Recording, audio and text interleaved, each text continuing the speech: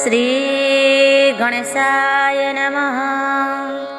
नमस्कार बंधुगण, जय जगन्नाथ। आज हेउछि सोमवार, शिवंकर अति प्रिय बार।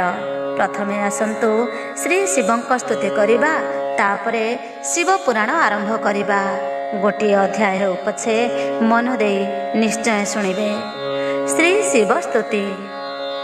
जय महादेव पंचानन उमापति, जय श्मशान बिहारी धवल मूरति, जय देवभूतनाथ नल नयन, जय जोगेश्वर प्रभु वृषभ वाहन, जय श्री शंकर जय जय गंगाधर, जय भस्म बोला गात्र श्री चंद्रशेखर, जय मृत्युंजय त्रिपुरारी शूलधारी, जय देव सदा शिव पाप तापहारी, जय कैलास मंडन भूतंकर ईश, जय विभूति भूषण प्रभु कृतिवास, जय विषपानकारी जोगाधि पुरुष, जय देव विरूपाक्ष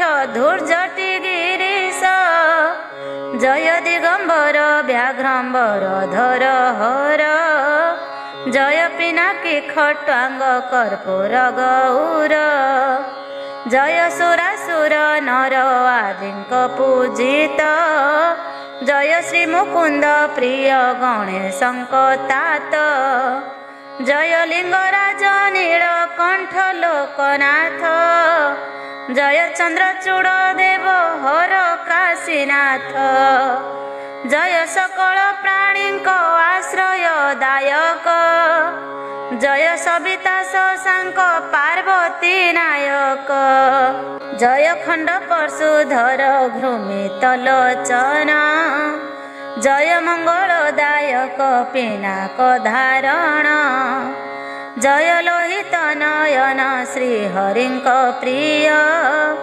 जय जोगाधि पुरुष प्रभु दयामय, जय संहार करता प्रभु दिगंबर, जय देव वामदेव प्रभु महेश्वर, जय शिव इष्ट फल प्रदान कारक, जय दुखी रंकिंकर आश्रयदायक, जय जय शिव जलंधर नाशकारी, जय जय महादेव भक्त रक्षाकारी, तोहर टई देव महिमा अपार, कि बनी पारिबी मुहि अज्ञान पामर, देवतांक हिते तुम्भे विष पान कल, जोगेन्द्र बोलाई श्मशान रे जे रहिल, तुम्भर महिमा मुखे के वर्णि पारिब, देव दानव मानव जाहार उद्भव, तुमे सर्वव्यापी तुमे नाना रूप धर, वृषभ उपरे बसी श्मशान विहर, परम पुरुष अट जोगी जोगेश्वर, अति चमत्कार प्रभु रूप जे तुम्भर, कर जोड़ी जणाउछि हे पार्वती वर, कृपा कटाक्षरे चाहि मोर दुख हर, देवता मानक मध्ये अट तुम्भे श्रेष्ठ, निवेदन करुअछि फेड़ मोर कष्ट, संसारर सबु आशा भरोसा छाड़िली, एकमात्र तुम्भ पद्म पाद आश्रा कली, तुम्भे मोर माता पिता बंधु सहोदर, तुम्भे आशा भरोसा जे प्रभु महेश्वर, कृतांजलि पुटे दुख निवेदुछि मोहि, ए कष्टरु त्राहि कर आहे उमा साई, जेउ दुखे पड़ी मुहि तोते सुमरई, तत्क्षणे मोर दुख फेड़ उमा साई, मुहि अति दुखे पड़ी जणाउछि तोते, ଏ କଷ୍ଟରୁ ତ୍ରାହି କର आहे ହର ମୋତେ। ତୁମ୍ଭ ପାଦ ବିନୁ ମୋର ଅନ୍ୟ ଆଶ୍ରା ନାହିଁ। ସଙ୍କଟ ତାରିଣ ପ୍ରଭୁ କର ମୋତେ ତ୍ରାହି। आहे ସଂସାର ତାରଣ ଦେବ ଉମାପତି।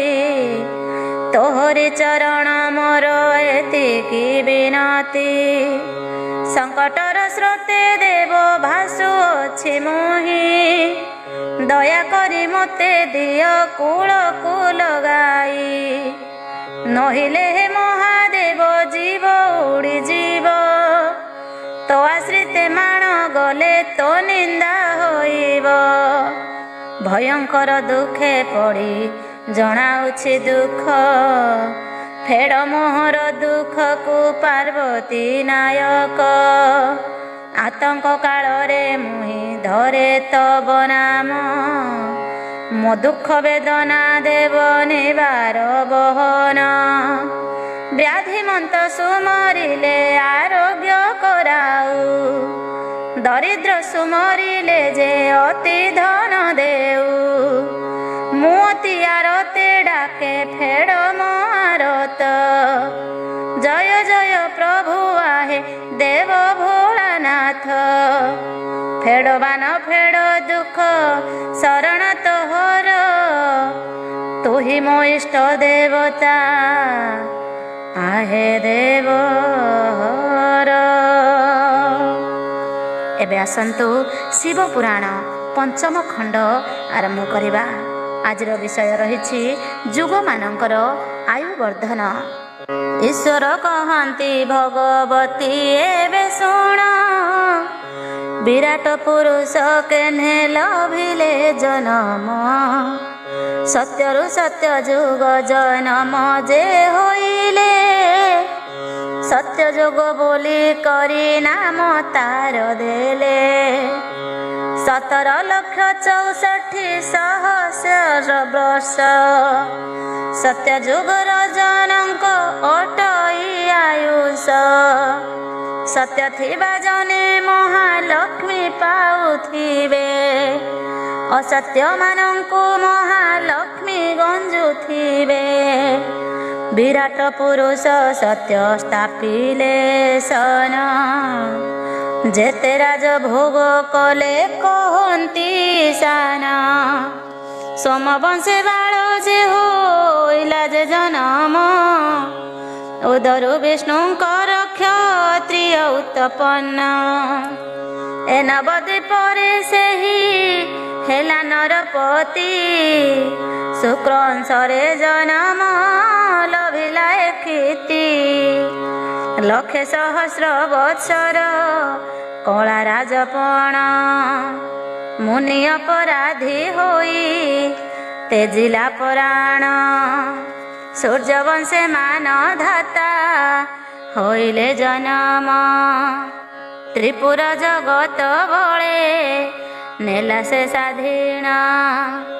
1,30 ବର୍ଷ ସେହି ରାଜପଣ କରି।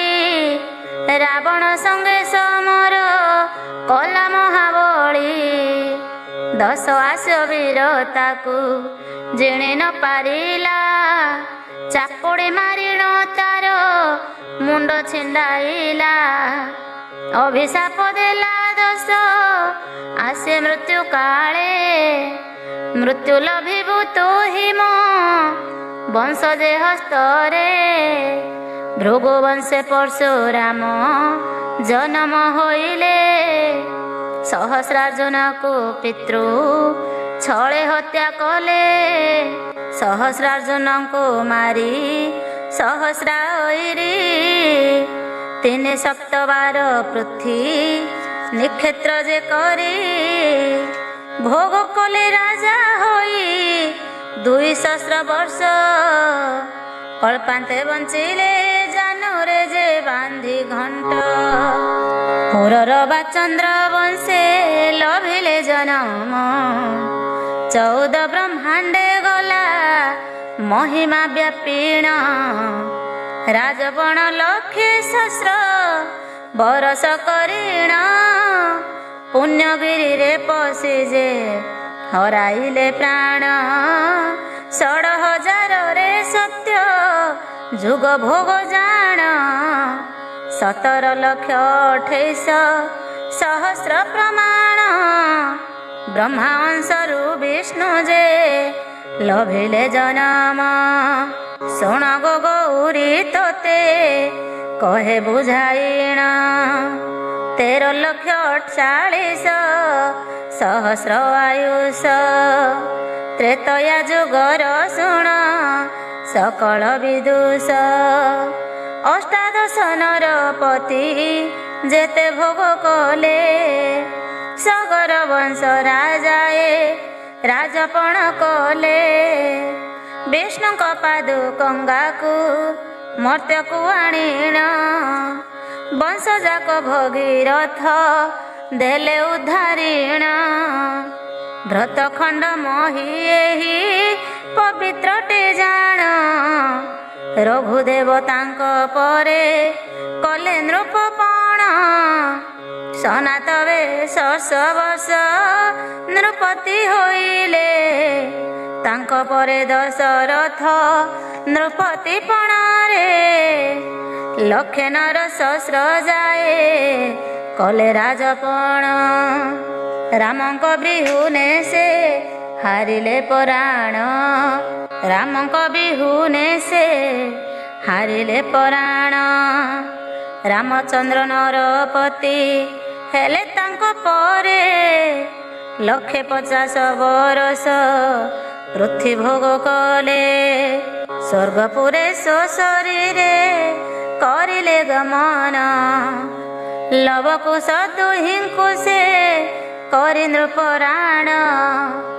709 ବର୍ଷ ନରପତି ହେଲେ ପୁତ୍ରଙ୍କ ସମାନ ନିଜ ପ୍ରଜାଙ୍କୁ ପାଳିଲେ ତାହାଙ୍କ ଅନ୍ତେ ନହୁଷ ନୃପତି ହୋଇଲେ ନିଜର ରାଇଜ ଶାସନକୁ ଚଳାଇଲେ ବସୁକଳ୍ପ ତାଙ୍କ ପରେ ହୋଇଲେ ରାଜନ 700 ବର୍ଷ ସେ କଲେ ରାଜପଣ ହରିଚନ୍ଦନ ନୃପତି ତାଙ୍କ ପରେ ହେଲେ 2,15,000 ରାଜପଣ କଲେ ଉତ୍ତାନ ପାଦ ତାପରେ ହେଲେ ନରରାଣ 12 ବର୍ଷ ରାଜ୍ୟ କରିଲେ ଯାଜନ ହର ହର ତାଙ୍କ ପରେ କରିଲେ ଶାସନ 75,000 ବର୍ଷ କଲେ ରାଜପଣ ଭୋପାଳ ତାଙ୍କ ପରେ ଯେ ହେଲେ ନୃପବର 500 ବର୍ଷ ନେଲେ ଶାସନର ଭାର ଶିବରାୟ ତାହା ପରେ କଲେ ରାଜପଣ 25,000 ବର୍ଷ କଲେ ରାଜପଣ ଅଜେନ୍ଦ୍ର ନାମେ ନୃପ ଯେ କଲେ ରାଜପଣ ଯେଉଁ ନୃପତି ତାପରେ କଲେ ରାଜପଣ ପୁରନ୍ଦର ତାହା ପରେ ନୃପତି ହୋଇଲେ 2,50,000 ରାଜପଣ କଲେ 12,96,000 ବର୍ଷ ସମାପତ ଦ୍ୱାପର ଯୁଗ ଆସି ଯେ ହେଲା ଉତ୍ତପତ ଦ୍ୱାପର ଯୁଗ ଯାହା ଯେ ଭୋଗ ଯେ କରଇ ତହିଁର ବୃତ୍ତାନ୍ତ କହେ ଶୁଣ ମନ ଦେଇ 8,64,000 ଯେ ଦ୍ୱାପର ଆବର ରାଜ୍ୟରେ ହୋଇଥିଲେ ନୃପବର ବସୁ ବିଷ୍ଣୁ ବୌଦରୁ ଦ୍ୱାପର ଯୁଗର ଜନମ ଲଭିଲେ ପୁଣ୍ଡ ରିକନର ବର 9,000 ବର୍ଷ ମହି ଭୋଗ ସେ କରିଲେ କଶ୍ୟପ ନୃପତି ନ ଜନମିଲେ ତାପରେ 80,000 ବର୍ଷ ରାଜପଣ କଲେ ତାଙ୍କ ପରେ ଉଗ୍ରସେନ ନୃପତି ହୋଇଲେ। ଉଗ୍ରସେନ ପରେ କଂସ ନୃପତି ହୋଇଲେ। ଲକ୍ଷେ ବରଷ ସେହି ଯେ ନୃପତି ହୋଇଲା। ଏଥୁ ଅନନ୍ତରେ ଶୁଣ ଯାହାକି ଘଟିଲା। ଏଥୁ ଅନନ୍ତେ ଅନନ୍ତ ହେଲେ ନୃପରାଣ। ଲକ୍ଷେ 10 ସହସ୍ର ବର୍ଷ କଲେ ରାଜପଣ। କଂସ ତହିଁର ଉତ୍ତାରେ ନୃପତି ହୋଇଲେ। 70 ସହସ୍ର ବର୍ଷ ରାଜପଣ କଲେ। ପୃଥୁପତି ତଦୁତ୍ତାରେ ହେଲେ ନୃପରାଣ। ପାରେଶ୍ୱର ତାହା ପରେ ହେଲେ ନରରାଣ। ପୃଥୁପତି ତଦୁତ୍ତାରେ ହୋଇଲେ ରାଜନ। 9 ସହସ୍ର ବର୍ଷ ସେହି କଲେ ରାଜପଣ। ନଗ୍ରଜିତ ତହିଁ ପରେ ହେଲା ନୃପରାଣ। 9 ସହସ୍ର ବର୍ଷ ଯେ କରିଲେ ଶାସନ। ଜୟ ଜୟ ତଦୁତ୍ତାରେ ଦେଲେ ଦଣ୍ଡଧର। 60 ସହସ୍ର ବର୍ଷ ନେଲେ ରାଜ୍ୟଭାର। ସମ୍ବତ୍ସ ନାମେ ନୃପତି ହୋଇଲେ ତାପରେ। 64 ସହସ୍ର ବର୍ଷ ରାଜପଣ କଲେ। ଗଜପତି ନାମେ ପୁଣି ହେଲା ନୃପବର। 80 ସହସ୍ର ବର୍ଷ ହେଲେ ଯେ ଦଣ୍ଡଧର। ଅଜାୟ ତାହା ପରେ ହୋଇଲେ ଯେ ରାଜନ। 70 ବରଷ କଲେ ପରଜା ପାଳନ। ଯୁଧିଷ୍ଠିର ତଦୁତ୍ତାରେ ହେଲେ ନୃପରାଣ। 20 ସହସ୍ର ବର୍ଷ ପୁଣି କଲେ ରାଜପଣ। ରାଜନଙ୍କ ନାମ ସମକ୍ଷର ତାହା ପରେ। 70 ସହସ୍ର ବର୍ଷ ରହିଲେ ଧରାରେ। ଯୁଗପତି ତଦୁତ୍ତାରେ ନୃପତି ହୋଇଲେ। ପରଜାମାନଙ୍କୁ ପୁତ୍ର ସମ ସେ ପାଳିଲେ। ବିଷ୍ଣୁଦେବ ତଦୁତ୍ତାରେ ହେଲେ ନରରାଣ। 9 ସହସ୍ର ବର୍ଷ କଲେ ରାଜପଣ। ତାହା ପରେ କଳି ଯୁଗ ଗଲା ପ୍ରବେଶିଣ। 80 ସହସ୍ର ବର୍ଷ ହୋଇଲା ସମ୍ପୂର୍ଣ୍ଣ। 4,32,000 ସମ୍ବତ୍ସର। କଳି ଯୁଗରେ କେତେ ହେଲେ ଯେ ନୃପବର। ପ୍ରଥମରେ ପରୀକ୍ଷିତ କଲେ ରାଜପଣ। 50-27 ବର୍ଷ ପ୍ରମାଣ। ଜନ୍ମେଜୟ ଅଟଇ ଯେ ତାଙ୍କ ପୁତ୍ର ନାମ। 17 ବର୍ଷ କରିଲେ ରାଜପଣ। ତଦୁତ୍ତାରେ ନରପତି ରାବଣ ହୋଇବ। 17 ବର୍ଷ ରାଜପଣ ସେ କରିବ। ତାହା ଅନ୍ତେ ତା ମୈତ୍ର ହୋଇବ ରାଜନ। 12 ବର୍ଷ କରିବ ସେ ରାଜପଣ। ଶଶାଙ୍କ ଦେବତା ପରେ ନରପତି ହେବେ। 70 ବର୍ଷ ସେହି ଶାସନ କରିବେ। ସରସଙ୍ଗ ରାଜଗାଦି ତାପରେ ପାଇବେ। 105 ବର୍ଷ ଶାସନ କରିବେ। ବିକ୍ରମାଦିତ୍ୟ କରିବେ ଯେ ରାଜପଣ। 27 ବର୍ଷ ସେହି ହୋଇଲେ ରାଜନ। ଗୌତମ ନାମେ ନୃପତି ଧରାରେ ତାପରେ। 70 ବର୍ଷ ରହିବେଟି ପୃଥିବୀରେ। ଦେବତଦନ୍ତେ କରି ରାଜପଣ। 63 ବର୍ଷ କରିବେଟି ସେ ଶାସନ। ତାପରେ ତ୍ରିଭୁବନ ଦେବ ରାଜା ଯେ ହେବେ। 70 ବର୍ଷ ସେହି ଶାସନ କରିବେ। ଏହାପରେ ଲୋକ ରାଜା ହୋଇବ ରାଜନ। 127 ବର୍ଷ କରିବେ ଶାସନ। ସଭାନନ୍ଦ ତଦୁତ୍ତାରେ ହୋଇବେ ରାଜନ। 9 ବର୍ଷ ସେହି ଯେ ରହିବେ ବର୍ତ୍ତିଣ। ଦଣ୍ଡ ହରିତ ଦୂତାରେ ନୃପତି ହୋଇବେ। 13 ବରଷ ସେହି ଯେ ଶାସନ କରିବେ। ଇନ୍ଦ୍ରଦ୍ୟୁମ୍ନ ନାମେ ରାଜା କରିବ ଶାସନ। 110 ବର୍ଷ କରିବେଟି ରାଜପଣ। ନୀଳମାଧବ ନୃପତି ହେବେ ତାର ପରେ। 107 ବର୍ଷ ପ୍ରଜା ପାଳିବେ ମହିରେ। ଗାଲ ମାଧବ ତାପରେ ହୋଇବେ ରାଜନ। 107 ବର୍ଷ କରିବେଟି ରାଜପଣ। ଲେଖନେଶ୍ୱର ହୋଇବେଟି ଯେ ନରବର। 107 ବର୍ଷ ହେବ ଶାସନ ତାଙ୍କର। ତାପରେ ତଟକେଶ୍ୱର ହେବେ ନୃପରାଣ। 100 ବର୍ଷ ଯାଏ କରିବେଟି ରାଜପଣ। ଯଜାତିଶ୍ୱର ତହିଁ ଯେ ହେବେ ନୃପରାଣ। 25 ବରଷ ସେହୁ କରିବେ ଶାସନ। କନକେଶ୍ୱର ତହିଁ ନୃପତି ଯେ ହୋଇବେ। 5ମ ବର୍ଷରେ ସ୍ୱର୍ଗ ଭୁବନେ ଚଳିବେ। ଜମ୍ବୁଧର ତାହା ପରେ କରିବେ ରାଜପଣ। 45 ବର୍ଷରେ ଘେନି ଯିବ ଯମ। ଭଣ୍ଡକେଶ୍ୱର ରାଜନ ହୋଇବେ ତାପରେ। 42 ବର୍ଷେ ଯିବେ ସମନ ନଗରେ। ମହାଦେବ ତଦୂତାରେ କରି ରାଜପଣ। 35 ବର୍ଷ ସେହୁ କରିବେ ଶାସନ।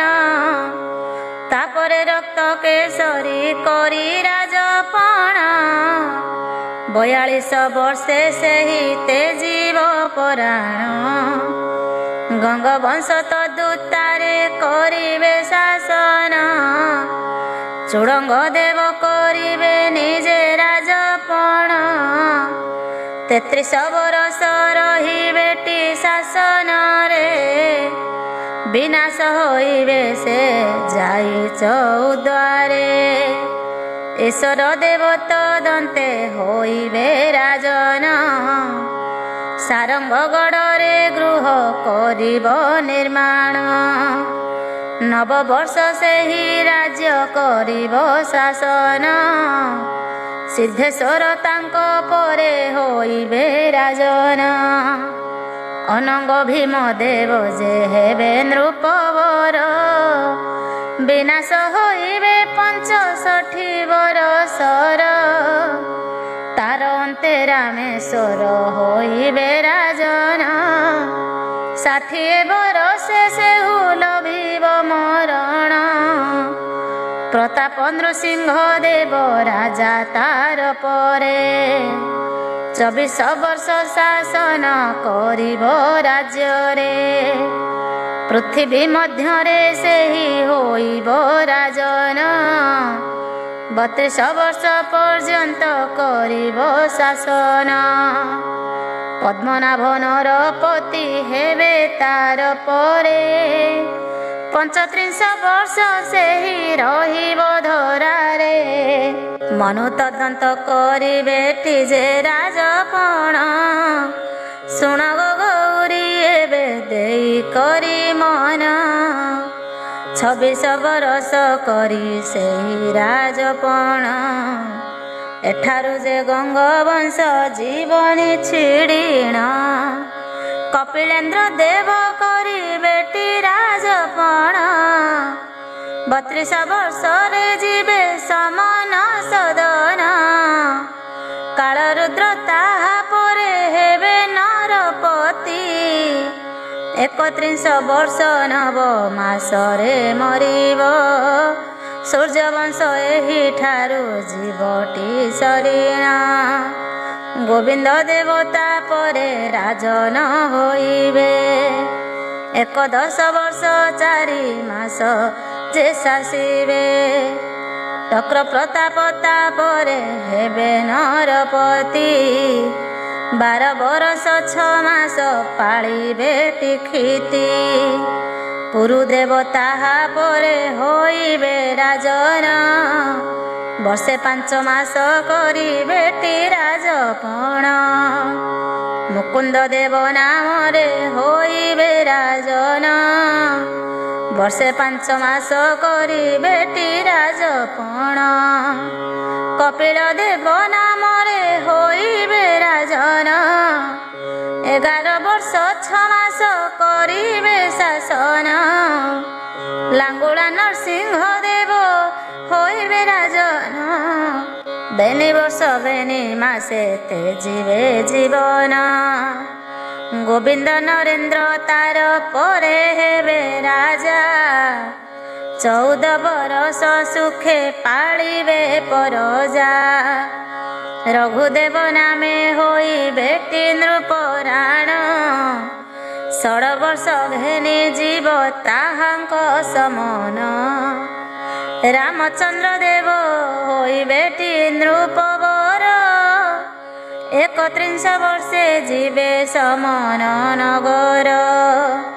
ପୁରୁଷୋତ୍ତମ ଦେବ ହେବେ ଯେ ନରପତି। 33 ବର୍ଷ ପରେ ତେଜିବେ ଯେ କ୍ଷେତି। ଗଙ୍ଗାଧର 14 ବର୍ଷ କରିବେ ଶାସନ। ପାଟ ରାଜା ହୋଇ କରି ତେଜିବେ ଜୀବନ। ବଳଭଦ୍ର ଦେବ ହୋଇବଟି ନୃପବର। ବର୍ଷେ 4 ମାସେ ଯିବେ ସମନ ନଗର। ମୁକୁନ୍ଦ ଦେବ କରିବେଟି ଯେ ରାଜପଣ। 24 ବର୍ଷ ସେହୁ କରିବେ ଶାସନ। ଦିବ୍ୟ ସିଂହ ଦେବ ନାମେ ଏକ ନୃପବର। 28 ବର୍ଷେ ହେବ ମରଣ ତାହାର। ହରେ କୃଷ୍ଣ ତାହା ପରେ କରିବ ରାଜପଣ। 5ମ ବର୍ଷରେ ଶିବ ସମନ ସଦନ। ଗୋପୀନାଥ ଦେବ କରିବେଟି ରାଜପଣ। ଶପଥ ବରଷେ ସେହି ହୋଇବେ ନିଧନ। ରାମଚନ୍ଦ୍ର ତଦନ୍ତରେ ରାଜନ ହୋଇବେ। 14 ବରଷ ସେହୁ ଶାସନ କରିବେ। ବୀରକେଶରୀ ତଦନ୍ତେ ହେବେ ନୃପରାଣ। 32 ସହସ୍ର ବର୍ଷ ଜୀବଟି କଠିଣ। ଏଥି ଉତ୍ତାରେ 4 ଲକ୍ଷ ଯେ ବରଷରେ। 1012 ନୃପତି ହୋଇବେ ରାଜ୍ୟରେ। ଶୁଣ ହେ ବିଦୁଷ ଜନ ଦେଇ କରି ମନ। ବୁଦ୍ଧିମନ୍ତ ଦିନ ରଚେ ଶିବ ପୁରାଣ। ଯୁଗ ଗୁଣ କଥନ ଆଲୋଚ୍ୟ ବିଷୟ। ଗୌରୀ କହନ୍ତି ଯୋଗେଶ୍ୱର ମୁଖ ଚାହିଁ। ନୃପବର କଳି ଯୁଗ ଅଳ ପାୟୁ ପାଇଁ। ସତ୍ୟ କରି ତାହା ମତେ କୁହ ପ୍ରାଣ ଧନ। ସଦାଶିବ କହୁଛନ୍ତି ଶୁଣ ଦେଇ ମନ। ସତ୍ୟ ଯୁଗେ ଥିଲା 4 ପାଦ ସତ୍ୟ ଧର୍ମ। ଚର୍ମ ଦେହରେ ରହୁଥିଲାଟି ଯେ ପରାଣ। 13 ଯୁଗ ପରବେଶ ହୋଇଲା ତାପରେ। ଚର୍ମରୁ ପରାଣ ଯାଇ ରହିଲା ମାଂସରେ। ପାଦେ ମିଥ୍ୟା ରହିଲା ତ୍ରେତୟା ଯୁଗର। 3 ପାଶ ସତ୍ୟ ଧର୍ମ ରହିଲା ସଂସାର। ପରମାୟୁର ବଳରେ ଦ୍ୱାପର ଯୁଗରେ। ମାଂସରୁ ପରାଣ ଛାଡ଼ି ଅସ୍ଥିର ମଧ୍ୟରେ। ମିଥ୍ୟା ପଦ 2 ସତ୍ୟ ପଦ ମାତ୍ର 2। କଳି ଯୁଗ ଏହି କାଳେ ପ୍ରବେଶ ହୁଅଇ। ଅସ୍ଥିର ଯାଇଣ ପ୍ରାଣ ରହି ଶିରରେ। 3 ପାଦ ମିଥ୍ୟା ପାଦେ ଯେ ସତ୍ୟରେ। କଳି ଯୁଗେ ନାନା କୁକରଣ କଲେ ନର। ବିଷ୍ଣୁ ଦାରୁ ବ୍ରହ୍ମ ହୋଇଛନ୍ତି ଶ୍ରୀକ୍ଷେତ୍ରରେ। ଶଙ୍କର ଶକ୍ତି ପାଷାଣ ରୂପରେ ଅଛନ୍ତି। ଦେବୀ ଗଣ ପଥର ହୋଇ ଯେ ପଡ଼ିଛନ୍ତି, ଏ କଳି ଯୁଗର ଜନତା ତାହାକୁ ଦେଖନ୍ତି। ତୀର୍ଥକ୍ଷେତ୍ର ମାନ ଗୁପ୍ତ ଏ କଳି ଯୁଗରେ, ମିଥ୍ୟା ବଚନ ଭାସିଲେ ସବୁରି ମୁଖରେ। ସନ୍ଧ୍ୟା ବିଗ୍ରତେ ବେଦ ବଚନ ହୁସିଲେ, ବୈଶ୍ୟଦେବ କର୍ମ ମାନ ମନ୍ତ୍ର ଭୁଲି ଗଲେ। ମଦ୍ୟପାନ କଲେ ମଦ ମାଂସକୁ ଖାଇଣ, ଶୂନ୍ୟ ଯୋନିରେ ରତି କଲେ ଯେ ବିପ୍ରଗଣ। ଶୂଦ୍ରମାନେ ବ୍ରାହ୍ମଣୀଙ୍କୁ କରିବେ ହରଣ, ରାଣ୍ଡି ବ୍ରାହ୍ମଣୀ ଗର୍ଭ ଯେ ବାସ ହେବ ପଣ।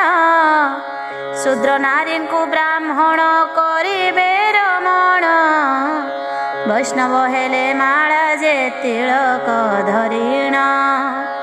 ଗାୟତ୍ରୀ ମନ୍ତ୍ରକୁ ମନୁ ବ୍ରାହ୍ମଣ ଭୁଲିବେ, ଯୋଗଦାନ ଘେନି କରି ରସା ତଳେ ଯିବେ। ହଳୁଆ ମାନେ ଯୁଗେ ବିପ୍ର ବୁଲାଇବେ, ଶିର ବୋଝ ବନି ହୋଇ ହାଟରେ ବିକିବେ। ବିପ୍ରଧନ ଲୋଭେ ଶୂଦ୍ର ଚରଣ ସେବିବେ, ହୀନକୁ ସେବିବେ ଥୋକେ ମଢିଆ ହୋଇବେ। ବେଦ ଗାୟତ୍ରୀ ପାଠ ଯେ ଦେବେଟି ଛାଡ଼ିଣ, ହରିବେ ପରର ମଣି ଆଉ ପର ଧନ। ବୈଷ୍ଣବ ନ ମାନିବେ ବିଷ୍ଣୁ ନ ସେବିବେ, ଅନୀତି କରମ କରି ନରକକୁ ଯିବେ। ଏ କଳି ଯୁଗରେ ଖଳ ବଳ ବିପ୍ରଗଣ, ଚଣ୍ଡାଳଠୁ ବଳି କରିବେ ହୀନ କରମ। କ୍ଷତ୍ରିୟଙ୍କ ବ୍ରତ ଏବେ ଶୁଣ ଦେଇ ମନ, ଯୁଦ୍ଧ ସ୍ଥାନ ପଳାଇବେ ଯୁଦ୍ଧକୁ ଡରିଣ। ଘରେ ଯାଇ ଖଣ୍ଡା କରିବେ ଯେ ଝମ ଝମ, 30 ଧରିବେ ଦନ୍ତେ ରଣକୁ ତେଜିଣ। ଟାଣ ଯୁଦ୍ଧ ବେଳେ ବୁଦା ମୂଳେ ଲୁଚି ଯିବେ, ପ୍ରାଣ ଭୟରେ ଘରୁ ବାହାର ଯେ ହୋଇବେ। ଭୂମି ବରଣେ ନେବେ ଯେ ରଣକୁ ନ ଯିବେ, ଚାଷ ଚଷି ଚଷା ପାଶେ ଦିନ ବିତାଇବେ।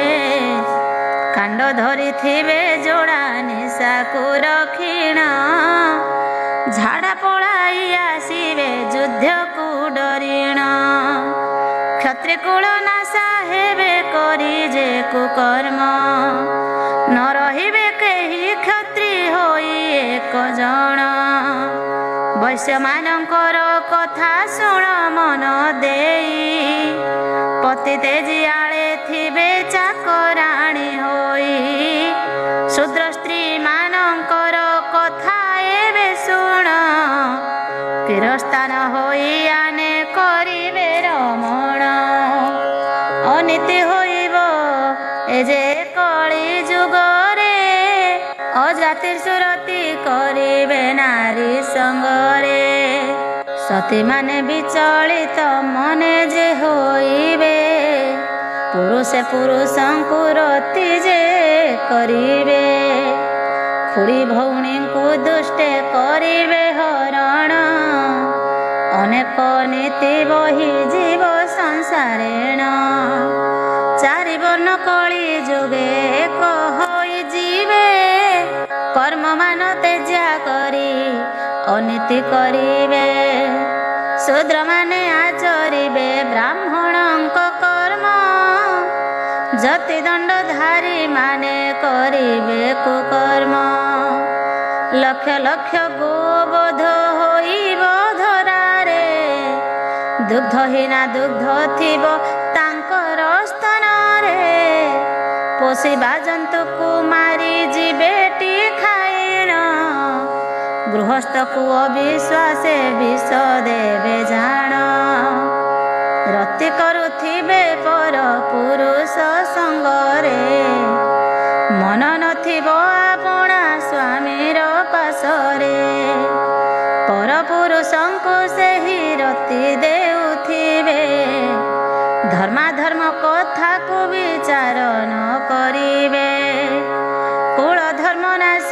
ବୈଶ୍ୟା ଯେ ହୋଇ କରି ସପ୍ତପୁରୁଷ ପଡ଼ିବେ ନର୍କରେ ତାଙ୍କରି। ପତିଠାରେ ନାରୀ ଭକ୍ତି ଯଦ୍ୟପି ନ କରେ ଶତ ଜନ୍ମ ଯାଏ ଗଣା ହୁଏ ବିଧବାରେ। ସ୍ୱୟଂ ବିଷ୍ଣୁପତି ଯେବେ ହୋଇବେ ତାଙ୍କର ତଥାପି ନ ସେବିବେ ଯେ ତାଙ୍କରି ପୟର। ଆପଣାର ପତି ଯେବେ ସୁନ୍ଦର ନୁହଁଇ ଦୁଃଖୀ କଷ୍ଟ ରୋଗୀ କିବା ଦରିଦ୍ର ଅଟଇ ତଥାପି ତାହାକୁ ମାନ ମନେ ନ ବିଚାରି ବିଷ୍ଣୁଙ୍କ ସମାନ ବୋଲି ମନେ ଥିବ କରି। ତାକୁ ତେଜି ଅନ୍ୟ ଫୁଁସେ ନାରୀ ଦେଲେ ମନ ବୁଢ଼ାଇ ନ ଦେବେ ନାରୀ ତାଙ୍କ ସତୀପଣ। ସାମନ୍ତର ମୁଣ୍ଡ ଭୃତ୍ୟ କରିବେ କର୍ତ୍ତନ କୁହୁକମୟ ଦିଶିବ ଏ ବ୍ରହ୍ମାଣ୍ଡ ଜାଣ। ପ୍ରଚଣ୍ଡ ହୋଇବ ପୁଣି ସୂର୍ଯ୍ୟଙ୍କ କିରଣ ପୃଥ୍ୱୀକୁ ଗ୍ରାସିବ ମହାବିପଦଟି ଜାଣ। ପ୍ରଳୟ ପରି ବଢ଼ିବେଟି ଯେ ନଦୀଗଣ ଧୋଇ ନେଇ ଯିବେ ପ୍ରଜାଙ୍କର କୃଷିମାନ। ମିଥ୍ୟା କହି ରାଜା ଲୁଟି ନେବେ ପ୍ରଜା ଧନ ପ୍ରଜାଙ୍କ ହିତେ ନୃପ ସଭା ଯେ ନ କରିବେ। ଇନ୍ଦ୍ର ଦେବତା ନବର ଶିବ ଜାଣି ବେଳ ପ୍ରଜାଙ୍କ ହିତ ମାନ କରୁଥିବେ ଖେଳ। ସୃଷ୍ଟି ନାଶ ହେବ କମ୍ପି ଉଠିବ ସଂସାର ପିତା ପୁତ୍ରଙ୍କର ବହୁ କଳିତ କରାଳ। ଜନ୍ମ କଲା ସୁତ ପିତା ନାସିବେ ସକଳ କୁଳିନ ନିଚ କୁଳିନ ଦଉଚ୍ଚ ହେବେ। କୁଳିନ ଜନଙ୍କୁ ଛୁଇଁବେନି ତୃଣା ଭାବେ ଅପୂଜିତ ହେବେ ବ୍ରହ୍ମା ସଂସାର ମଧ୍ୟର। ଗ୍ରାମ ଦେବତୀ ଗ୍ରାମ ଯେ ହୋଇ ଯିବେ ଦୂର ଶିବ ବୃଷ ପାଷାଣାଦି ନଷ୍ଟ ହୋଇଯିବ। ଗରୁଡ଼ ବିଷ୍ଣୁ ସ୍ୱରୂପ କାଷ୍ଠ ଯେ ହୋଇବ। ଗଙ୍ଗା ନଦୀ ସ୍ରୋତ ଜୀବଟି ଯେ ବନ୍ଧ ହୋଇ ସମୁଦ୍ର କୂଳ ପର୍ଯ୍ୟନ୍ତ ଥିବ ଧାପ ଦେଇ। ପୃଥିବୀ ବଳହୀନ ଯେ ଦିନୁ ଦିନ ହେବ ବୃକ୍ଷ ନ ହୋଇବ ପୁଣି ଶସ୍ୟ ନ ଫଳିବ। କର ଭାରରେ ଅତିଷ୍ଠ ହେବେ ପ୍ରଜା ମାନ ଅଳ୍ପାୟୁଷ ତେଣୁ ହୋଇବେଟି ରାଜଗଣ। ଖଳୁଆ ଚୁଗୁଲିଆ ବହୁତ ଯେ ହୋଇବେ ସୃଷ୍ଟି ଯବନ ମାନେ ଯେ ବିନାଶ କରିବେ। ମିଥ୍ୟାକୁ ସତ୍ୟ ମଣିବେ ବ୍ରହ୍ମାଣ୍ଡରେ ଜନ ଯେ ସତ୍ୟ କହିବ ତାକୁ ଦେବେ ଘଉଡ଼ିଣ। ସ୍ତ୍ରୀ ମାନେ ଲଜ୍ଜା ଅଙ୍ଗୁ ଦେବେଟି ଛାଡ଼ିଣ ନିର୍ଲଜ୍ଜି ପରି ବସିବେ ପୁରୁଷ ମେଳେଣ। କାମରେ ଅତିଷ୍ଠ ସର୍ବ ଯୁବତୀ ହୋଇବେ ଅପର ଯୁବକ ସଙ୍ଗେ ଆଚରିବେ ରତି। ସ୍ତ୍ରୀ ମାନଙ୍କର ବେଶ ହେବେ ପୁଂସଗଣ ଗୁରୁଙ୍କୁ ନ ମାନିବେ ଯେ ପୁଣି ଶିଷ୍ୟ ଗଣ। ପ୍ରଜାଗଣ ମାନେ ହୋଇବେଟି ବଳହୀନ ଅଜାତି ସଙ୍ଗରେ ମାତି କାଟୁଥିବେ ଦିନ। ନିବର୍ଣ୍ଣ ଜନ ଦେବତା ରାଜ୍ୟରେ ହୋଇବେ ଧାର୍ମିକ ଜନଙ୍କୁ ସର୍ବେ ଘୃଣା ଯେ କରିବେ। ଅର୍ଥ ଲୋଭେ ବାଣିଜ୍ୟ କରିବେ ସାଧୁ ଜନ ନିଜ ମାନ ବୁଡ଼ାଇବେ ନେଇ କରି ଧନ। କଳି ଯୁଗ ଏଣୁ ପାପେ ଜୀବଟି ବୁଣିଣ କଳିରେ ସକଳ ଜନ କରିବେ କୁକର୍ମ। ଅସତ୍ୟ ପ୍ରକାଶ ହେବ ସକଳ ସ୍ଥାନରେ ସକଳେ କହିବେ କଳି ଯୁଗରେ। ରାଜା ପ୍ରଜା ସନ୍ନ୍ୟାସୀ ଯେ ଅସତ୍ୟ କହିବେ, ସମସ୍ତଙ୍କ ଗୃହେ ବ୍ରାହ୍ମଣ ମାନେ ଭୁଞ୍ଜିବେ।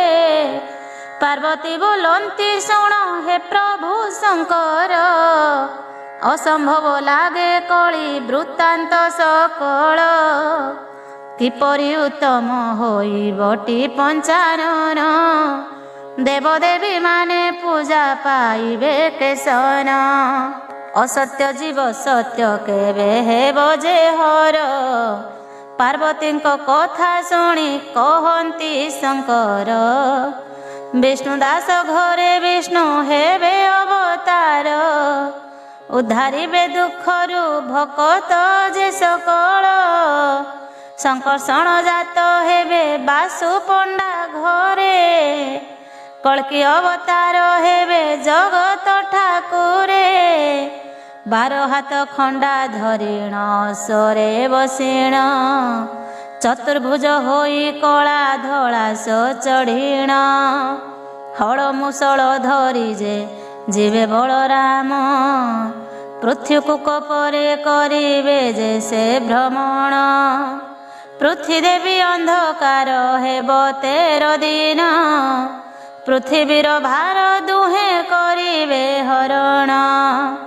ଜଗନକୁ ବିନାଶିବେ ଖଡ଼ଗ ଧରିଣ, ଅସତ୍ୟ ଜନଙ୍କର ଘେନିବେ ଯେ ପରାଣ। ବ୍ରହ୍ମ ପରଚେ କରିବେ ଯେ ଭକତ ମାନ, ଚିହ୍ନିଣ ରଖିବେ ତାକୁ କମଳାର ମଣ।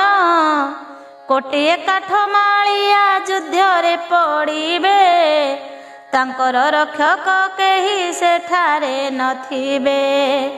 ମୋତେ ଆଶ୍ରା କରିଥିବା ଜନଟି ବଞ୍ଚିବ, ମୋହ ନିନ୍ଦୁକ ଯେ ହାଣ ମୁଖରେ ପଡ଼ିବ। ସତ୍ୟ ପ୍ରକାଶ ତ ଦୂତାରେ ହେବ ଯେ ଜାଣ, ବିନାଶ ହୋଇବ କଳି ଯୁଗ ଗ୍ରନ୍ଥମାନ। ଶିବଙ୍କର ବାଣୀ ସତ୍ୟ ଭକତ ପୁରାଣ, ଜଗତ ଜାଣନ୍ତି ସତ୍ୟ ବାଣୀରେ ପୁରାଣ। ପୁରୁଷ ପ୍ରକୃତିର ଯେ ଲୀଳାଟି ଅଟଇ, ଭଲ ମନ୍ଦ କଥା ମାନ ତା ପ୍ରକୃତି ଏହି। ପାର୍ବତୀ କହନ୍ତି ସ୍ୱଭାବରେ ସ୍ତ୍ରୀ ଜନମ, ମହାପାପୀ ଜଗତରେ ସିନା ନାରୀ ଗଣ। ଅଳପ କଥା କ୍ରୋଧରେ ବହୁତ ହୋଇ, ଧର୍ମଶାସ୍ତ୍ର ନଘେ ନଇ କାମେ ମତ ହୋଇ। ରତି ଇଚ୍ଛା କରୁଥାଇ ମନରେ ତାହାର, ସମ୍ମୁଖରେ ପଡ଼ିଗଲେ ଯୁବକ ସୁନ୍ଦର। ହାସ ପରିହାସେ କାମ ଶାସ୍ତ୍ର ବିଧିମାନ, ଢଗ ଢମାଳି କଥାରେ ଦେଇଥାନ୍ତି ମନ। ମନ ଦେଇଥାନ୍ତି ସଦା କାଳେ ଶୃଙ୍ଗାରରେ, ବର୍ତ୍ତଇ ଜୀବନ ରହି ଶୃଙ୍ଗାର କର୍ମରେ। କାମେ ବାଇ ହୋଇ ମତ ସର୍ବଦା ହୋଇ, ରତି କ୍ରୀଡ଼ା ବିନେ ଆନ ନ ଜାଣନ୍ତି ସେହି। ଘୃତ ଭାଣ୍ଡ ଯେ ସନ କଥାଏ ଟି ବସିଣ, ଅଗ୍ନିର ତେଜ ଲାଗିଲେ ଯାଏ ତରଳିଣ। ଅଙ୍ଗରେ ବାଜନ୍ତେ ଥରେ ପୁରୁଷରଙ୍କର, ରଜ ତରଳ ହୁଏ ଯେ କାମରେ ଅଧୀର। ଧୈର୍ଯ୍ୟ ଭାଙ୍ଗଇ ରହି ନ ପାରଇ ସେହି, ତାତ ମାତ ସୁତ କଥା ମନେ ନିଏ ନାହିଁ। ଲଜ୍ଜା ତେଜି ମୋତେ ରତି କ୍ରୀଡ଼ା କର ମରେ, ନିଜର ବ୍ୟବହାର ସେହି ତେଜଇ ସଳେ। ରତିରେ ମାତଇ ପାପ ପୁଣ୍ୟକୁ ନ ଡରେ, ପିତୃଗଣ ପିଣ୍ଡ ନ ପାଆନ୍ତି ଯେ ହସ୍ତରେ। କାମାସକ୍ତ ହୋଇ ମନେ କିଛି ନ ଭାବନ୍ତି, ଆପଣା କୁଳ ଧର୍ମ ଯେତେ ଜିଣ ଦିଅନ୍ତି। ବୁଦ୍ଧି ମୋହର ତେସନ ହେ ପରାଣ ଧନ, ଦେବସ୍ତ୍ରୀଙ୍କ ସ୍ୱଭାବକୁ ହଜେ ବୁଝାଇଣ। ଅମନେ ମନକୁ ଥୋଇ ଜ୍ଞାନ କୁହ ମୋତେ, କଥାଏ ପୁଛଇ କୁହ ମୋହର ଗ୍ରତେ। କେଉଁ ଅଂଶରୁ ପ୍ରକୃତି ପୁରୁଷ ଜନ୍ମନ୍ତି, ଅଜ୍ଞାନୀ ପୁରୁଷ କେହ୍ନେ ଜ୍ଞାନବନ୍ତ ହୁଅନ୍ତି। ଶୁଣିବା ପାଇଁ କି ବନ ବଳିଛି ଗୋସାଇଁ, ବୁଦ୍ଧିମନ୍ତ ଦିନ ଏହା ଗୀତରେ ଲେଖଇ। ଶକ୍ତିମୟୀ ଯୋଗମାୟାଙ୍କ ଦର୍ଶନ କହନ୍ତି ସାନ ଶୁଣ ଜଗତର ମାତ, ଯାହା ପୁଛା କଲ କହୁଛି ମୁଁ ଯେ ବୃତ୍ତାନ୍ତ। ଶ୍ରୀବିଷ୍ଣୁଙ୍କ ମଣି ଅଛି ମସ୍ତକେ ତାଙ୍କର, ଲକ୍ଷେ ମାନ ମଣି ସାର ତିନି ଭୁବନ ମଧ୍ୟର। ବିଷ୍ଣୁ ତାର ସୂର୍ଯ୍ୟ ବୋଲେ ଦେଲେ ଯେ କହି, ଲକ୍ଷେ କିରଣ ବ୍ରହ୍ମାଣ୍ଡେ ଉଜଳିଲେ ସେହି।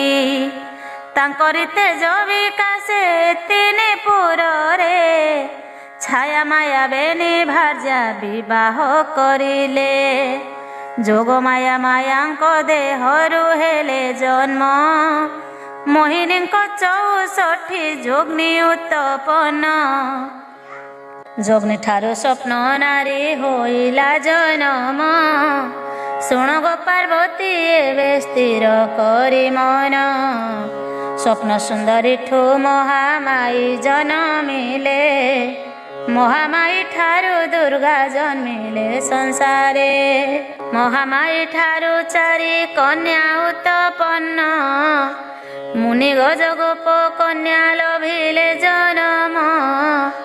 ଋଷି ଦେବ କନ୍ୟା ମିଶି 4 କନ୍ୟା ହେଲେ, ପଦ୍ମିନୀ ହସ୍ତିନୀ ଶଙ୍ଖିନୀ ତ୍ରିଗୁଣୀ ହେଲେ। 4 କନ୍ୟା ହୋଇଲେ ଯେ 4ଟି ଭଉଣୀ, 56 କୋଟି ଜୀବରେ ଜିଣିଲେ ଯେ ମେଦିନୀ। ଏହାଙ୍କ ଲୀଳା ବହୁତ ବ୍ରହ୍ମାଣ୍ଡ ମଧ୍ୟର, ବର୍ଣ୍ଣିବାକୁ କ୍ଷମ ନୁହେଁ କେହି ଏ ସଂସାର। ସୂର୍ଯ୍ୟବଂଶ ପୁଂସ ଏଥୁ ହୋଇଲେ ଜନମ, କାଳ ପୁରୁଷ ବୋଲି ଯେ ହେଲା ତାର ନାମ। ଆମ୍ଭ ପୁରୁଷ ତା ତହୁଁ ହେଲା ଉତ୍ପନ୍ନ, ଶୁଣ ଗୋ ପାର୍ବତୀ ଦେବୀ ମନକୁ ଦେଇଣ। ଆତ୍ମାରୁ ଜୀବ ପୁରୁଷ ଜନମ ହୁଅଇ, ମହତ ରୂପରେ ରୂପ ତାର ପ୍ରକାଶଇ। ବିରାଟ ପୁରୁଷ ତହୁଁ ହୋଇଲା ଜନମ, 4 ସୁତ ତାହା ଠାରୁ ହେଲେ ଉତ୍ପନ୍ନ। ବ୍ରାହ୍ମଣ ମୁଖରୁ ଆଦେ ଜନମ ତାଙ୍କର, ଭୁଜମୂଳରୁ କ୍ଷତ୍ରିୟ ଜନ୍ମିଲେ ସଂସାର। ବୈଶ୍ୟଗଣ ଉଦରରୁ ହେଲେ ଉତ୍ପନ୍ନ, ପାଦରୁ ଜନମ ହୋଇଲେ ଟି ଶୂଦ୍ର ଗଣ। ସମବଂଶ ମୃଗ ଅଂଶ ଜାଣ ପ୍ରିୟ ସହି, 4 ବର୍ଷେ 4 କନ୍ୟା ଜନମ ହୁଅଇ। ଋଷି କନ୍ୟା ବ୍ରାହ୍ମଣଙ୍କୁ କରିଲେ ବରଣ, ବିବାହ ହୋଇଲେ ରାଜକନ୍ୟା ଶୂଦ୍ରଗଣ। ପ୍ରକୃତି ବାହାର ସୂର୍ଯ୍ୟ ବଂଶଟି ଅଟଇ, ରଜସ୍ତ୍ରୀ ତହୁଁ ପୁରୁଷ ଉତ୍ପନ୍ନ ହୁଅଇ। ଗୁପ୍ତ କଥା ଏହି ସତୀ ଶୁଣ ଦେଇ ମନ, ଦିନ ବୁଦ୍ଧିମନ୍ତର ଚେ ଶୈବ ପୁରାଣ। ନାରୀ ଓ ନରଙ୍କର ପରମାୟୁ କଥନ କହନ୍ତି ଜଗତ ମାତ ପ୍ରକୃତି ପୁରୁଷ, ତାଙ୍କରି ଜନମ କଥା କରିଲ ପ୍ରକାଶ। କେତେ କାଳ ପୃଥିବୀରେ ଥାନ୍ତି ରହିଣ, କେତେ ବରଷ ତାଙ୍କର କୁହ ବୁଝାଇଣ। ସଦାଶିବ କହିଛନ୍ତି ଗୌରୀ ଗୋ ଶୁଣ, ହୃଦୟରେ ରଖନ ଦିଅ ଦିଅ ପାଶରିଣ। ପ୍ରକୃତି ପୁଂସ ଈଶ୍ୱର କରିଲେ ଜନମ, ବିଧାତା କରିଲେ ତାଙ୍କ ଆୟୁର ବିଧାନ। ପ୍ରକୃତିକୁ ନିଶା ଦିଏ ପରମାୟୁ ଦେଲେ, ପୁରୁଷକୁ 54 ବରଷ ଲେଖିଲେ। ପୁଂସ ପ୍ରକୃତି ନୁହଁ ସ୍ୱପ୍ନେ ଜୟ ହେଲେ, ଶିବ ଅଙ୍ଗେଲିନ ଦୁହେଁ ଏକତ୍ର ହୋଇଲେ।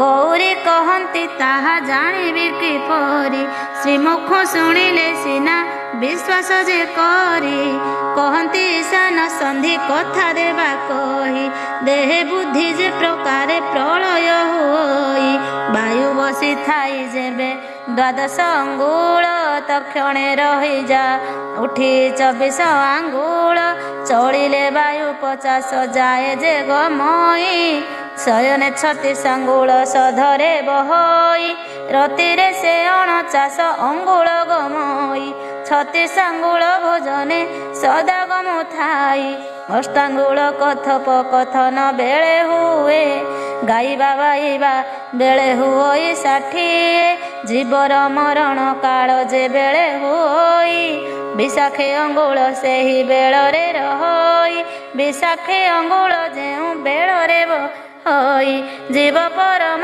ସମାନ ସେ ବେଳରେ ହୋଇ ବେଦରେ ପ୍ରଳୟ କଥା ଶୁଣ ଦେଇ ମନ ତତ୍ତ୍ୱବାଣୀ କହୁଅଛି ମନ ଦେଇ ଶୁଣ ପ୍ରକୃତି ପ୍ରଳୟ କଥା ଶୁଣି ମନ ଦେଇ ପ୍ରକୃତି ପୁରୁଷ ଯହିଁ ସେଠାରେ ରହଇ ପ୍ରକୃତି ପୁରୁଷ ଦୁହେଁ ହୁଅନ୍ତି ଏକତ୍ର ପ୍ରକୃତି ପ୍ରବଳେ ଛାଡ଼ି ପାରଇ ଯେ ତତ୍ତ୍ୱ ତଳାତଳ ପୁର ପ୍ରକୃତିର ହୋଇ ତଳେ ମହାତଳ ଯାଇ କରି ରହଇ ବିତଳେ ବିତଳ ପଶିଲା ଯାଇ କରି ରସା ତଳେ ସୁତଳେ ପ୍ରବେଶିଲା ଯାଇ ସେ ତ ଯେ କଳେ ସୁତଳ ପ୍ରଦେଶ ଯାଇନ ତୁ ଯେତଳେ ଅହଙ୍କାର ବହି ଯାଇ କରିର ପାତାଳେ ଅହଙ୍କାର ପ୍ରଳୟ ବେଳେ ବୁଦ୍ଧିରେ ପଶେ ବୁଦ୍ଧି ପ୍ରକୃତି ଶରୀରେ ଯାଇଣ ପ୍ରବେଶେ ପୁରୁଷ ପ୍ରଳୟ କଥା ଶୁଣ ଗୋ ଗୌରୀ କୁର୍ମ ଶୋକ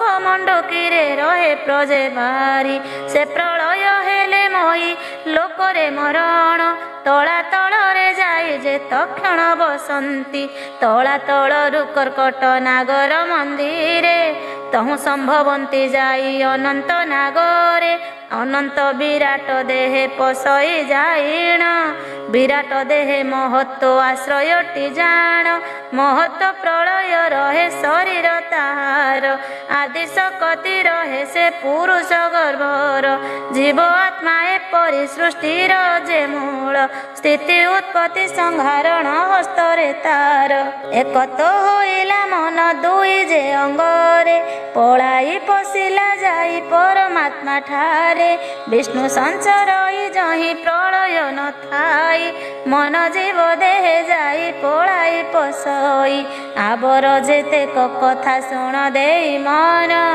ପଞ୍ଚଭୂତ କଥା ଏବେ ଦେବା ବୁଝାଇଣ ପାର୍ବତୀ କହନ୍ତି ଏବେ ଶୁଣ ତ୍ରିଲୋଚନ କୁହ ବିଶାଖା ଅଙ୍ଗୁଳ ବହି ପବନ ଦ୍ୱାଦଶ ଅଙ୍ଗୁଳ ଯେ ସର୍ବଦା ଯେ ବହି ବିଶାଖା ଅଙ୍ଗୁଳ କାହିଁ କହନ୍ତି ବୁଝାଇ ଏକଥା ଗୋଟିକ ମନେ ସଂଶୟ ମୋହର ଶୁଣିବା ପାଇଁ କି ଶ୍ରଦ୍ଧା ଅଛଇ ସତର କହନ୍ତି ପଞ୍ଚାନନ ଶୁଣ ଯେ ଭୋଳାନାଥ ସତ୍ୟରେ ଏହି ଧରଣୀ ହୁଏ ଆତଜାତ 49 ବାୟୁ ବ୍ରହ୍ମାଣ୍ଡ ମଧ୍ୟ ଫେରଇ ମରଣ କାଳେ ଏକତ୍ର ଯାଆନ୍ତି ସେ ହୋଇ ବାୟୁ ଯେ ପ୍ରକାର ବହେ ଶୁଣ ଦେଇ ମନ ମନେ ରଖିଥିବୁ ସଖୀ ମୋହର ବଚନ କୁର୍ମ ତଳା ତଳ ଯେବେ ପ୍ରଳୟଟି ଜାଣ ଅଷ୍ଟ ଅଙ୍ଗୁଳ ସେ କାଳେ ବହଇ ପବନ ମଣ୍ଡୁକ ପ୍ରଳୟ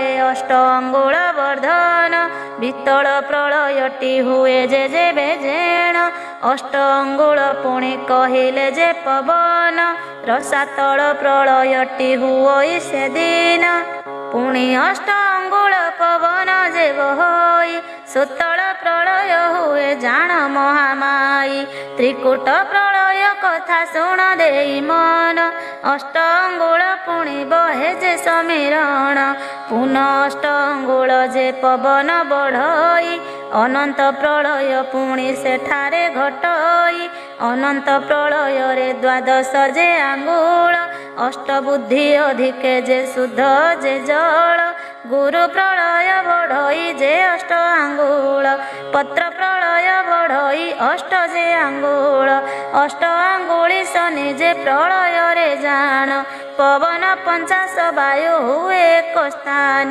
ଅଷ୍ଟ ଆଙ୍ଗୁଳି ଜୀବ ଯେ ପ୍ରଳୟ ବଢ଼ଇ ସତେ ବିଷାଗର୍ତ୍ତେ ଆଙ୍ଗୁଳି ଥାଏ ଯେ ରହି ଶ୍ରୀଗୁରୁଙ୍କ କଥା ଅତି ଗୁପ୍ତ ଅଟଇ ସାଧୁ ସନ୍ଥ ମାନେ କିଛି ଜାଣିଥାନ୍ତି ରହି ଆବର ଏକଇ କଥା କହେ ତୁମ୍ଭେ ଶୁଣ ପଞ୍ଚଭୂତ ଏ ଶରୀରରେ ଅଟନ୍ତି ପ୍ରଧାନ ପଞ୍ଚଭୂତର ପ୍ରଳୟ ଶୁଣ ମନ ଦେଇ ଯାହା ପଚାରିଲୁ ତାହା କହୁଅଛି ମୁଇଁ ପୃଥିବୀ ବିନାଶ ହେଲେ ସଲିଳ ହୁଅଇ ଅନଳ ବିନାଶ ହେଲେ ପବନଟି ହୋଇ ବିନାଶ ହେଲେ ଗମନ ମହାଶୂନ୍ୟ ରହି ବୈକୁଣ୍ଠ ମଧ୍ୟରେ ଯାଇଣ ବାସ କରଇ ଶରୀରେ 772 ନାଡ଼ି ରହିଛି ଶତ ଏକବିଂଶ ନାଡ଼ି ପ୍ରଳୟ ବୁଡ଼ି ଅଛି ଶତ ଏକବିଂଶ ନବ ନାଡ଼ି ରହିଥାଉ ତାହା ତୁମ୍ଭଙ୍କୁ ବୁଝାଇ କହୁଛି ଯେ ମୁହିଁ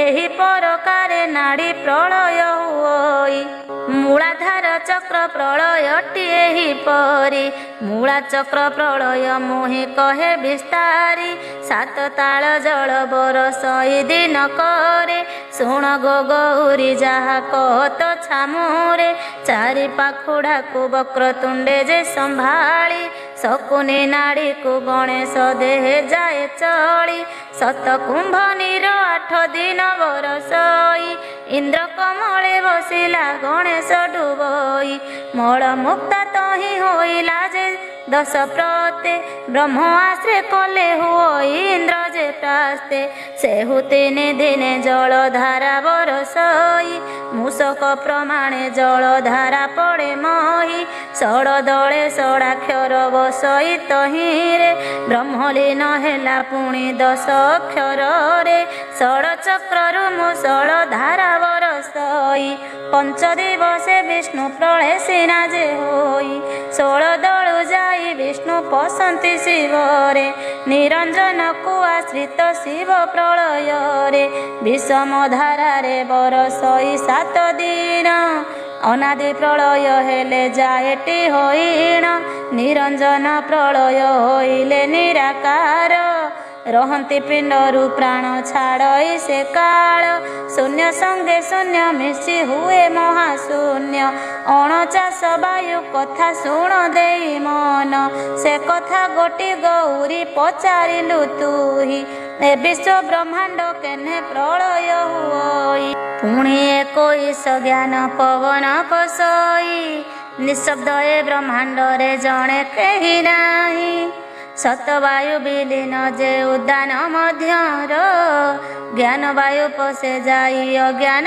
ମଧ୍ୟର ଉଦାନ 10 ପବନ ଏକ ଗୋଟି ହୋଇ ଜ୍ଞାନ ପବନ ମଧ୍ୟରେ ବିନାଶ ହୁଅଇ ଅଜ୍ଞାନ ସଙ୍ଗେ 12 ପବନ ମିଶଇ ସମାନ ପବନ ତାହା ସଙ୍ଗେ ମିଶି ଯାଇ ଉଦାନ ପବନେ 16 ପବନ ମିଶିଲେ ସମପ୍ରଳୟାନ୍ତେ ମିଶି ଗଲେ ଉଦାନରେ ପୂରକ କୁମ୍ଭକ ବାୟୁ ଏକାଠି ହୋଇଲା 500 ପୂର୍ଣ୍ଣ ବ୍ରହ୍ମ ଦେହରେ ମିଶିଲା ଆଶଇ 49 ତ୍ୟଜନ୍ତେ ଯେ 50 ଅଲେଖ ପୁରୁଷ ତହିଁ କରିଛନ୍ତି ବାସ କହନ୍ତି ଗୌରୀ ଯୋଗେଶ୍ୱର ଏବେ ଶୁଣ ସମସ୍ତ ପ୍ରଳୟରୁ କେଉଁ ପ୍ରଳୟ ପ୍ରଧାନ ପ୍ରଳୟ କାଳରେ ଆତ୍ମା କେଉଁଠାରେ ଥାନ୍ତି ବୁଝାଇ କୁହ ସେ କଥା ମୋତେ ପଶୁପତି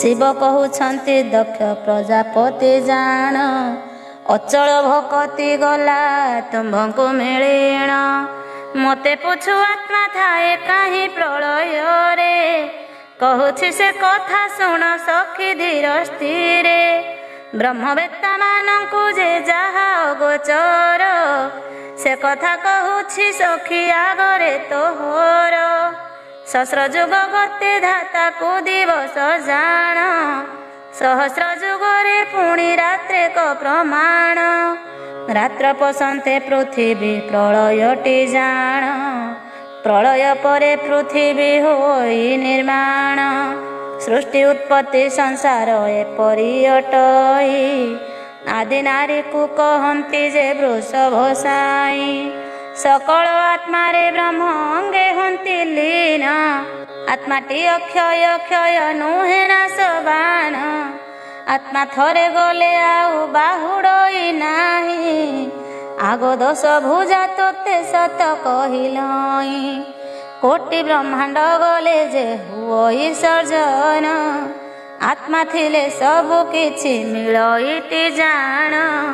ଆତ୍ମା ହେତୁ ନାମକୁ ଯେ କରଣ ଅଟଇ। ଆତ୍ମା ଗଲେ ଦେହ ଦିଅନ୍ତି ଶମଶାନ ଛୁଇଁ। ଗୁପ୍ତ କଥା ସତୀ ଯେ କହିଲି ଗୋ ତୋତେ। ଦିନ ବୁଦ୍ଧିମନ୍ତ ଏହା ବିଚାରିଲେ ଗୀତେ।